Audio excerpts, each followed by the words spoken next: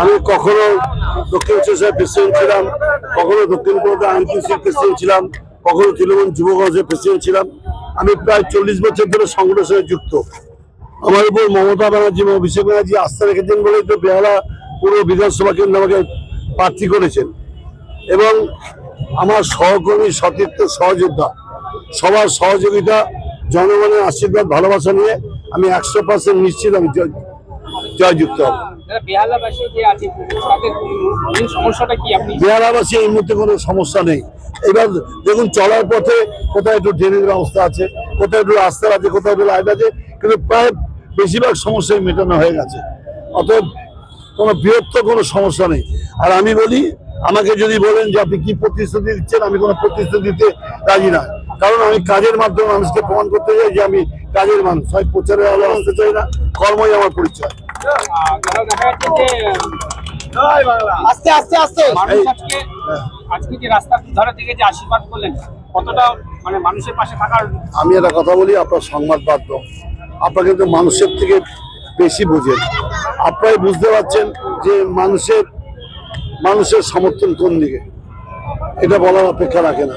তা একটা কথা বলি, যুদ্ধে যখন নেমেছি তখন সত্যকে ক্ষুব্ধ বলে ভেবে চিন্তা করে তখন লড়াই করতে।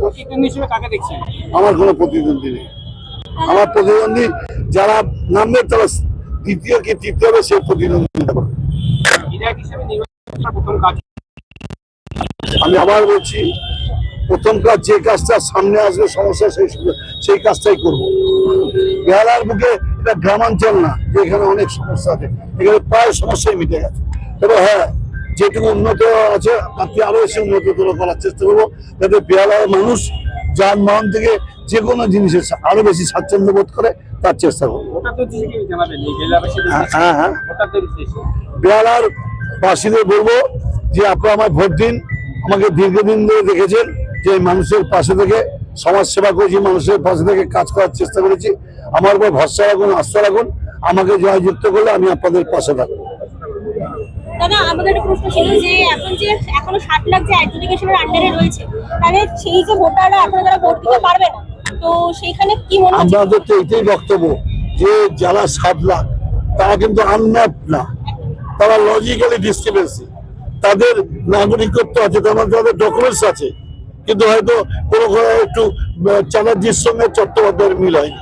কিন্তু ঘটনা হচ্ছে, আমরা চাই সমস্ত বৈধ যারা বৈধ ভোট আছে তারা ভোট দিক, তাদের যা ফলাফল হবে আমরা মেনে। বেহালাতে কি বোঝা যাচ্ছে এরকম কত ভোটার অ্যাডজুডিকেশনের আন্ডারে রয়েছে? বেহালায় তো অনেক ছিল, অনেকটা আস্তে আস্তে কমেছে।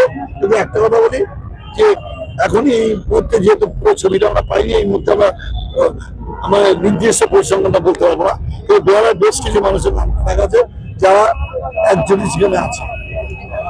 আপনি প্রথম দিনে মমতা ব্যানার্জির প্রথম দিন থেকে সঙ্গী, প্রথম দিনের লড়াইয়ের সঙ্গী, এবং প্রথমবারের জন্য আপনি এখন এখানে মনোনীত হয়েছেন, কতটা খুশি এবং কতটা? আমি খুব আনন্দিত।